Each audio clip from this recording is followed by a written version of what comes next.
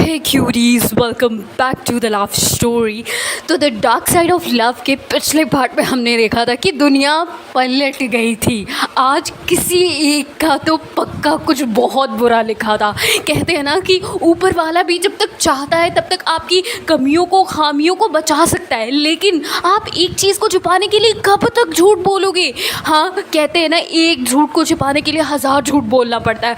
Maria madam को सब चाहते थे कि वो एक्सपोज हो। उन्होंने किसी के प्यार को तार तार किया। कहीं ना कहीं नूर का भी इसमें बहुत बड़ा हाथ था, पर नूर कहीं ना कहीं 1% ही देखा जाए तो वो अनकॉन्शियस थी। बाकी 99% मानते हैं कि उसकी गलती थी, लेकिन इसमें सबसे बड़ा, सबसे खतरनाक हाथ किसी का था तो वो मारिया मैडम का था। मारिया मैडम ने जो गलती करी है उनके लिए तो उन्हें जितनी बड़ी पनिशमेंट दी जाए, मेरी नज़रों में वो तो कम है। आप लोग भी बताना कैसी पनिशमेंट दी जाए। नूर को हमारी पिछले पार्ट में हमने देखा था कि ये पता चल चुका है कि मतलब उसे ये नहीं पता चला है क्या हुआ है, बट उसने अनकॉन्शियस वे में अपनी और मारिया की फ़ोटो देखी। जिस कदर देखी है उससे कुछ चीज़ें उसे क्लियर हो रही है, बट वो उसके मुंह से सुनना चाहती थी कि एग्जैक्टली हुआ क्या। क्योंकि वो बंदी, आप सबको पता है, वो इतनी ज़्यादा नशे में रहने लगी क्योंकि उसे खुद का हाल नहीं पता है कि वो ऐसा कुछ कर सकती है, वो ऐसा कुछ कदम उठा सकती है। और उसे कुछ, कहते हैं ना, कुछ लोग नशे में रहने के बाद अपनी चीज़ों को याद रख पाते हैं, जो लाइट नशा करते हैं, लेकिन जो हैवी डोज लेते हैं, बेड पे टॉयलेट करना, कुछ भी करना, वॉशरूम तक ना जा पाना, इतनी एनर्जी ना होना, उन्हें बिल्कुल याद नहीं रहता है कि उन्होंने कल रात क्या किया था, भले वो लड़ाई झगड़ा या किसी के साथ ऐसी कोई हरकत है। हमारी नूर ने मारिया के साथ सारी लिमिट क्रॉस कर दी थी। उसके मोहब्बत ने जो उससे इतने दिनों बाद मिली, उसने सारी चीज़ें देख ली। वो भी अनकॉन्शियस वे में हॉस्पिटल गई। संजीव परेशान हो गया। संजीव हमारी कृतिका का दोस्त था जो उसके लिए इतना वरीड हो गया कि कहीं ना कहीं सम काइंड ऑफ उसका अट्रैक्शन था उसके प्रति। वो नूर का कॉलर पकड़ा, तब भी नूर को समझ में नहीं आया, लेकिन अब तो चीज़ें क्लियरली हो गई थी। उसने फ़ोन में फ़ोटो देख ली। वो रेडी हो चुकी होती हो ऑलमोस्ट, बट वो फ़ोन के चक्कर में ये भूल जाती कि उसने सिर्फ शर्ट डाली होती, नीचे शॉर्ट्स पहने होते हैं। वो बैग भी नहीं लेती है, वो स्कूल की तरफ निकलती है। फिर उसको ध्यान आता है, स्कूल क्यों जाओ, घर। उससे 1% का वेट नहीं हो रहा होता वो स्कूल में कैसे बात कर पाए, कैसे नहीं। वो घर जाती है मारिया के, किसी तरीके से उसे मारिया का घर पता चल जाता है। तेज़ी से जाती है, मतलब बिना कुछ देखे रास्ते में कौन सी गाड़ी आ रही, कौन सी नहीं आ रही है। साइकिल फुल स्पीड में चल रही होती है। नूर मैडम बिना कुछ अपनी मासी के सवालों को जवाब दिए, बिना कुछ कहे वो वहाँ से निकल जाती है और तुरंत जाती है। साइकिल, यूँ कहो ना जैसे साइकिल से हम रोकते हैं फिर उतरते, वो रोकती नहीं है, साइकिल को छोड़ देती है। साइकिल जाए लड़े, वो नीचे उतर जाती, वो गिरती भी है पर वो उठ के खड़ी होती है, चिल्लाती है, मारिया, अरे वेयर आर यू मारिया। वो चिल्लाए जा रही होती है, शाउट पे शाउट, शाउट पे शाउट, मतलब बहुत तेज़ी से चिल्ला रही होती है। मारिया के डैड आते, कहते हैं, व्हाट इज दिस, ये कैसा नॉनसेंस बिहेवियर है, कॉलोनी में आसपास लोग रहते हैं, मेरी बेटी का नाम है मारिया, कौन हो तुम, कैसे चिल्ला रही हो। तो नूर का बिहेवियर हुलिया देख के लग रहा था कि वो एक लड़की नहीं, काइंड ऑफ एक लड़का है, बट उसकी आवाज़ से लोग जान सकते थे कि वो एक लड़की है क्योंकि उसने क्लीन शेव करा लिया था। बट उसकी आवाज़ से लोग पहचान सकते थे कि वो एक लड़की। अंकल कहते तुम कौन हो। हाँ, उसके छोटे छोटे बेबी हेज आ रहे होते हैं। मारिया जो मैडम होती है वो रेडी हो रही होती है। उन्होंने एक हाथ में दूध लिया होता है, टाई को ठीक कर रही होती है एक हाथ से। दूध मुंह से बाहर आ जाता है, उसे आवाज़ आती है कि ये कोई और नहीं नूर है। उसके हाथ पैर काँपने लग जाते हैं। वो कहती मम्मा मम्मा मम्मा मम्मा मम्मा मत जाओ, बोल दो मैं नहीं हूँ, बोल दो मैं नहीं हूँ, ओके मैं बाहर गई हूँ। मारिया को नहीं पता होता है क्या, कब, कैसे पता चला, बट उसे इतना समझ में आ गया होता है कि मैंने जो बड़ी गलती करी वही कहीं ना कहीं पता चली होगी। वो बहुत ज़्यादा डर जाती है, सहम जाती है। उसे पता था कि नूर हाइपर से भी हाइपर एक्टिव है और वो कृतिका को लेके कोई रिस्क नहीं लेना चाहती। वो कहते हैं ना, दो टाइप के लोग होते हैं। एक अपने प्यार के बीच में जब लड़ाई होती है तो किसी थर्ड पर्सन को इन्वॉल्व करना पसंद करते कि ठीक है कोई आएगा हमें समझाएगा, हम दोनों समझ जाएंगे। लेकिन एक ऐसे भी कपल होते हैं जो बिल्कुल नहीं चाहते हैं कि दो लोगों के बीच में कोई तीसरा आए। उन्हें पसंद नहीं है कि उनकी बात बाहर जाए, क्योंकि उन्हें लगता है कि उनकी लड़ाई का कारण मोस्टली बाहर वाले लोग होते हैं। और हमारी नूर मैडम अपने और कृतिका के रिलेशनशिप में किसी थर्ड पर्सन को कभी नहीं लाना चाहती थी, बट उसकी लाइफ में प्रॉब्लम ही प्रॉब्लम रही है। यूँ कहूँ उसकी अभी रिलेशनशिप स्टार्ट नहीं हुआ बट बहुत सारी चीज़ें फेस करी। नूर इधर चिल्लाते चिल्लाते अंकल को अवॉइड करती, ऊपर आने लग जाती है। डोर ओपन होता है, वॉचमैन उसका हाथ पकड़ने की कोशिश करती है। नूर कहती है छोड़ दे हाथ, अंकल प्लीज़ छोड़ दो हाथ। वो हाथ छोड़ करके वहाँ से ऊपर जाने लग जाती है और वो कहती है मारिया किधर हो यार, मारिया यार, मारिया किधर हो। वो पूरा डाइनिंग टेबल का सामान गिराने लग जाती। वो कहते हैं ना एकदम पागलों की तरह। वो लड़की एकदम जंगली बन गई थी, ये यूँ कहूँ वो एक अलग जोन में चली गई थी। बहुत सारे लोग उसे कबीर सिंह कहते हैं, तो मैं कह सकती हूँ वो कबीर सिंह की तरह, बट उसका हाइपर होना अलग था। हाँ, वो इस समय उसके अंदर पेशेंस नहीं था। वो नशे करने वाली लड़की थी, वो कैसे पेशेंस करे, आप लोग समझो। ऐसा होता है इन रियलिटी, बट हम उतना शाउट नहीं करते जितना इसने करा था। इसे एक तो किसी चीज़ का डर अब नहीं रह गया था, इसलिए अंकल कहते क्या बिहेवियर कर रही हो, कौन हो। उसको एक थप्पड़ मारते, नूर उनकी तरफ घूर के देखती है ना। बट हमारे जो अंकल होते वो कहते कौन हो, अपने घर वालों का नंबर दो, कॉन्टैक्ट नंबर दो मुझे। वो कहती मेरा कोई नहीं है आगे पीछे अंकल, मुझे बस आपकी बेटी से मिलना है, कुछ चंद बातें करनी है जो उसने मेरे साथ किया है। सॉरी टू से आप लोगों को वो बातें नहीं बता सकती। सोचो, नूर ने इतने एग्रेसिव होने के बाद भी उसके मम्मी पापा के सामने ये बात जाहिर नहीं की कि आपकी बेटी मेरे साथ अनकॉन्शियस वे में मेरे होने पे फिज़िकल हुई थी। मेरी नाजायज़ फ़ायदा उसने उठाया था, उसने ये बात नहीं बताई। कहीं ना कहीं कुछ तो इंसानियत नूर में बची है, भले वो कितनी जंगली हो गई हो। वो सोचती है आज भी, वो अंकल आंटी को कुछ नहीं बताती, अंकल आंटी का सोच के, मारिया का सोच के नहीं। वो कहती है मारिया तुम जिधर भी हो निकल जाओ। अब वो धमकी देती है, कहती है वरना तुम्हारे मॉम डैड जानने के काबिल हैं तुमने किया क्या है। हाँ, और हमारी जो मारिया मैडम है उन्हें कुछ समझ में नहीं आ रहा होता। वो तो मॉम डैड से डर रही होती है, ऊपर से नूर से डर रही होती है। देन इसके बाद मारिया, नूर चिल्ला जा रही थी। नूर कहती है मारिया आई सेड 3 तक, 1 2 3, 3 तक गिनूंगी। अगर बाहर नहीं आई तुम्हारे डैड जानने का हक रखते हैं उनकी बेटी ने क्या किया है। ऑफ कोर्स, अरे मेरी ज़िंदगी क्यों बर्बाद करी यार, तुम्हारी ज़िंदगी भी बर्बाद होनी चाहिए। यस, हमारे मॉम डैड को पता चलना चाहिए कि तुमने मेरे साथ क्या करा है। अरे निकलो यार बाहर, क्या बताओ तो सारा सच। वो अभी भी चिल्लाए जा रही होती। वो अंकल आंटी को किसी भी कंडीशन में बताने के मूड में नहीं होती, क्योंकि कहते हैं ना कि बच्चा कैसा भी हो उनके माँ बाप के लिए वो बहुत प्रीशियस होता है। कभी भी किसी बच्चे की इज्जत को उसके माँ बाप के सामने निगाहों में उछालनी नहीं चाहिए, क्योंकि मुझे लगता है कि वो बहुत दर्दनाक होता है। वो नहीं करना चाहिए। हमारी नूर मैडम इस बात को बहुत अच्छे से जानती थी, उन्होंने फेस करी थी बहुत सारी चीज़ें। तब तक मारिया सामने से आती, नूर इधर चिल्ला जा रही होती है। मारिया आती, कहती है हाँ मैं बताती हूँ। नूर एकदम उसके करीब जाती, उसके फेस के पास, कहती है क्यों तुमने ऐसे क्यों किया तुमने मेरे साथ ऐसा। देन उसके बाद मारिया कहती प्लीज़ हम प्लीज़ मैं सब बताती हूँ। नूर कहती है अभी सब जानना है मुझे।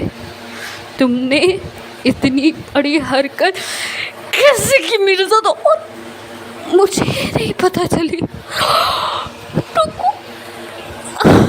वहाँ पे डाइनिंग टेबल पीछे होता है, उसे पकड़ने लग जाते हैं। अंकल आंटी कह रहे होते क्या बोले जा रही है, कौन है ये, कहाँ से आई है, क्या कह रही है। मारी कहती डैड मॉम आप लोग अंदर जाइए प्लीज़, हम संभाल लेंगे। अंकल कहते तुम्हारे हम बच्चे नहीं हैं, तुम मेरी बेटी हो, ओके। मुझे जान ने कहा कि ये लड़की क्या है, क्या बात कर रही है, तुम लोगों ने क्या किया है। अंकल बहुत अग्रेसिव हो जाते हैं। अंकल को लगता है कि क्या ऐसा हो गया जो ये लड़की बता नहीं रही है, बट कहीं ना कहीं इतना ज़्यादा गुस्से में है।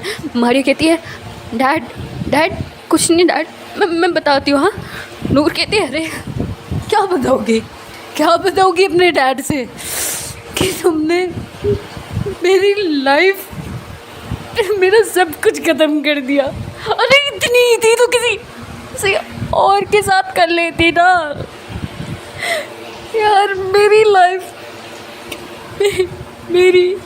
मेरी लाइफ मैं कृतिका, वो उसको क्या जवाब दूँ, क्यों बोलूँ उसको जाके कि तुमने मेरे साथ क्या किया है।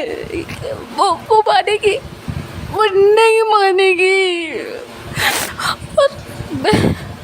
नहीं, मैं कृतिका के पास नहीं जाऊंगी। अब नहीं, तुमने मेरा करियर, मेरी मोहब्बत, मेरी इज्जत,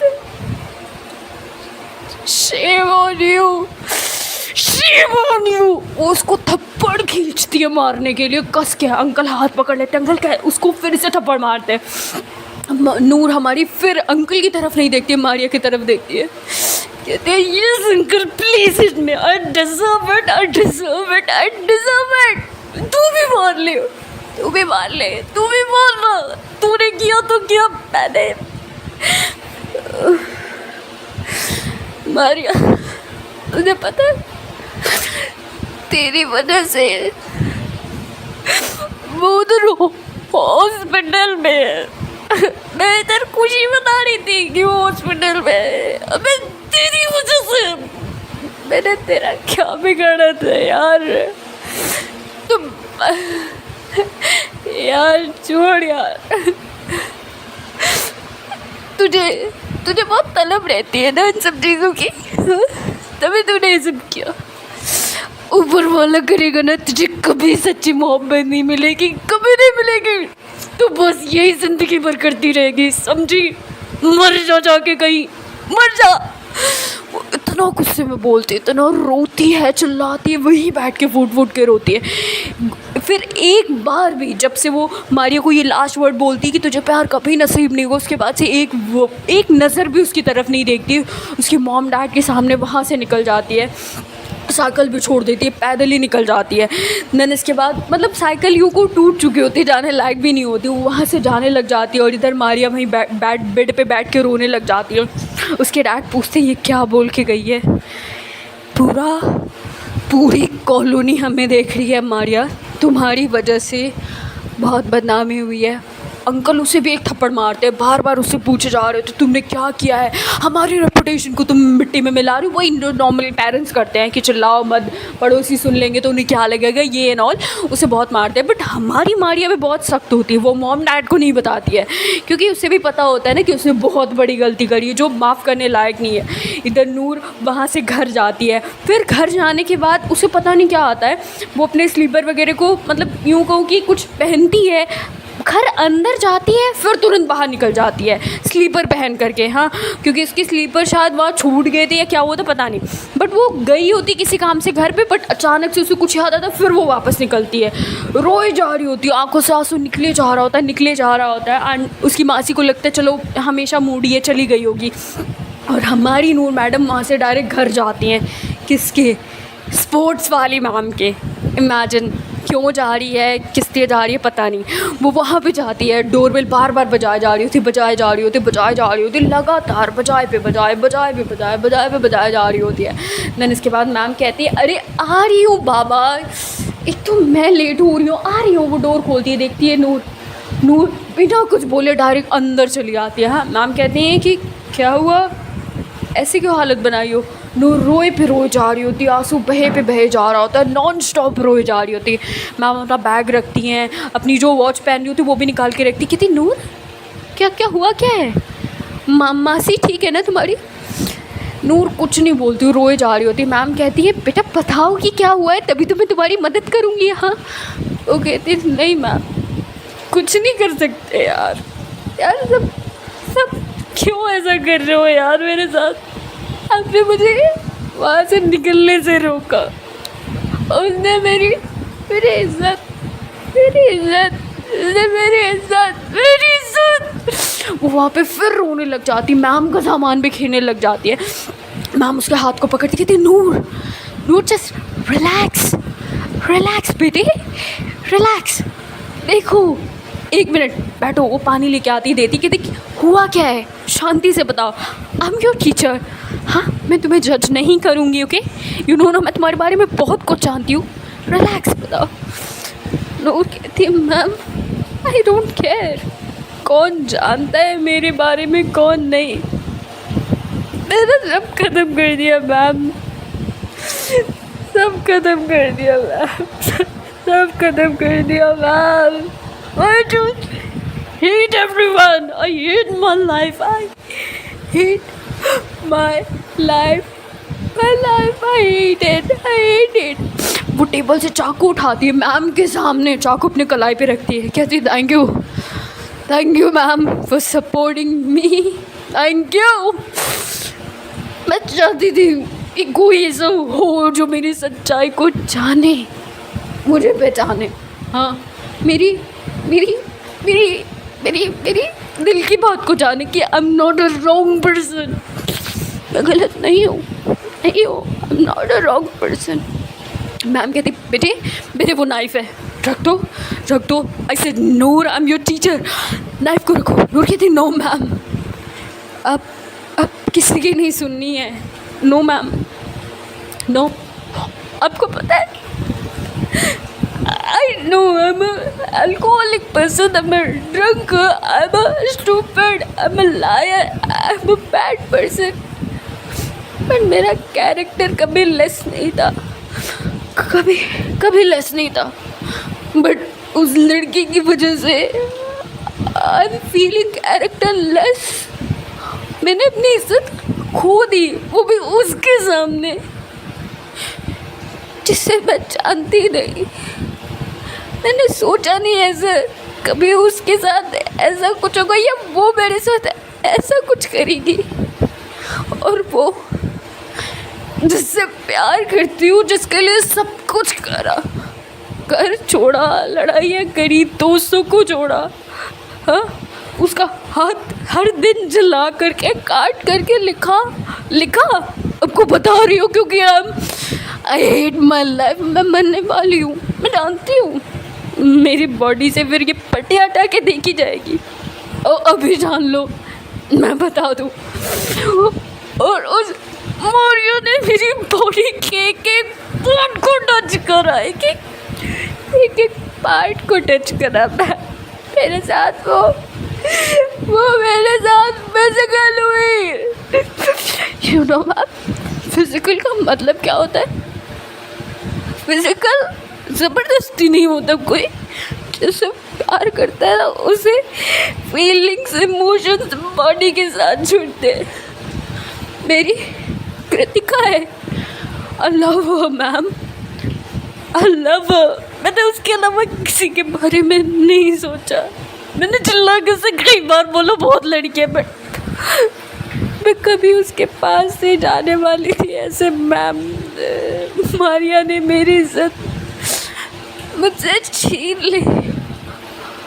कोई बात नहीं, उसकी भी गलती नहीं है, उसने अपनी डिज़ायर पूरी करी। हाँ, बट ये बॉडी अब अच्छी नहीं रही मैम, ये अच्छी नहीं रही, ये मेरी कृतिका के लायक नहीं रही। मैं इसे सेक्रीफाइस कर रही हूँ। Yes, I am sacrificing of my body. I want to die. Yeah, I want to die. Yes, I want to die. Yes. I want to die, ma'am. और ये बात मैं आपको इसलिए बताना चाह रही हूँ, दिल से एक आवाज़ आई, पता नहीं, दिल से लगा कि you are the right person. Ma'am बस एक काम कर देना, ओके? मैं वापस वहाँ जाना होटल में, या फिर एक मिनट रुको। वो वहाँ से मैम होती है, तो मैम के एक्चुअली टेबल वगैरह पे पेन वगैरह रहती है, पेन उठाती है और तुरंत अपने हाथ पे एक एड्रेस लिखती है। कहती मैम यहाँ पे, उससे बोलना I am not a wrong person. हाँ, मैं फिजिकल हुई थी, मैं इंटेंशनली नहीं, बट फिजिकल हुई थी। बट मैंने उसमें भी उसे इमेजिन करा होगा, उसने भी। मैम करीब मत आना, मैम करीब मत आना। मैम की आंखों में आंसू। मैम को लग रहा था यार बच्चे भी इस कदर प्यार कर सकते हैं। मैम कहती देखो बच्ची मेरी बात सुनो। और मैम ने क्या किया था, चालाकी से फ़ोन लगा दिया था अपने मतलब काइंड ऑफ बॉयफ्रेंड या काइंड ऑफ हस्बैंड जिन उनके मंगेतर होने वाले थे, उनको कॉल लगा दिया था। और उधर से उनका मंगेतर आ जाता है कुछ लोगों को लेकर के। पीछे से मैम का भी एक डोर होता है। मैम कोशिश कर रही होती किसी तरीके से नूर को हैंडल किया जा सके, क्योंकि मैम को भी पता था वो अकेले हैंडल नहीं कर सकती हैं। नूर फिर कस के हाथ रखती है अपनी कलाइयों पे और खींच देती है। उसकी नस कट तो जाती है पर इतनी डीप नहीं कटती कि उसकी मौत हो जाए।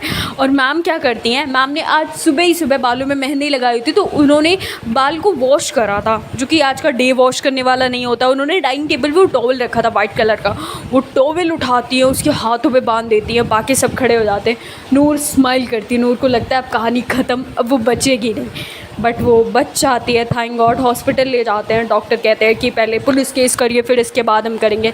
मैम कहती शी इज़ माई स्टूडेंट और ये गलती से लगा, अब करिए।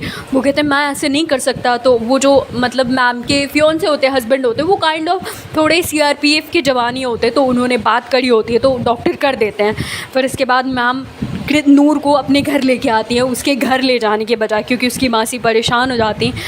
तो देखते हैं अब नूर ने क्या कर दिया, कैसे किया। ये सब होना लाजमी था, ये नॉर्मल था। अब देखते हैं कि आगे नूर कैसे सुधारती है, चीज़ें कैसे नॉर्मल होती है, मैम नूर को कैसे समझाती हैं, बाकी एंड ऑल चीज़ें क्या होती है। और मारिया को तो शायद इससे बेहतर जवाब मिल नहीं सकता, और मुझे नहीं लगता उसे कोई और जवाब देना चाहिए भी था। सो हे गाइस, इसके आगे का पार्ट देखते हैं नेक्स्ट वीडियो में। If you like my video please like, comment and subscribe. Thank you so much curies for watching my channel. Thanks a lot, thank you. और मैं बहुत छुट्टियाँ लेने लगी हूँ, मुझे पता है मैं हर 3 दिन पे 4 दिन पे लेने लगी हूँ, बट वो मेरी मजबूरी है। मेरी लाइफ भी ना वो वाली है कि अच्छा चल रहा है, फिर थोड़ा सा ब्रेक लग जाता है, स्पीड ब्रेकर आ जाता है। जैसे स्कूटी तेज़ी से जा रही, स्पीड ब्रेकर आ जाता है, तो स्कूटी की ब्रेक धीमी नहीं होती है और हम जो होते हैं वो उछल जाते हैं। मैं इतना ज़्यादा ऊपर जाती हूँ कि मुझे नीचे आने में टाइम लग जाता है। सो यही सारी चीज़ें हैं, बाकी प्रॉब्लम तो सबकी लाइफ में है और ठीक हो जाएगी। एंड मेरा सस्पेंशन आई डोंट नो रुकेगा कि नहीं, बट अब जो होगा ऊपर वाले के हाथ में, अच्छा होगा, कुछ ना कुछ कर ही लेंगे यारो, इतना कॉन्फिडेंस है। तो हाँ, कोई टेंशन नहीं है। बाकी आप लोग अपना ख्याल रखो और दिल से शुक्रिया मेरी हर बात मानने के लिए। सच में दिल से थैंक यू मैं बोलती हूँ, क्योंकि जब भी मैं बोलती हूँ आज स्टोरी नहीं आ पाएगी, मैंने बहुत लोगों के कमेंट देखे, ओके मैम नो वरी, आप अपना ख्याल रखो, okay thank you so much. बस कभी कभी जब ज़्यादा ब्रेक लेने लग जाते हो तब बोलते हैं लोग, और उतना तो लाजमी है और उसकी भी मैं रिस्पेक्ट करती हूँ, क्योंकि कमियां हैं, आप लोग बताओगे तभी तो मैं सुधार करूँगी। So thank you so much curies for watching my channel. Thanks a lot. Bye bye curies, bye bye.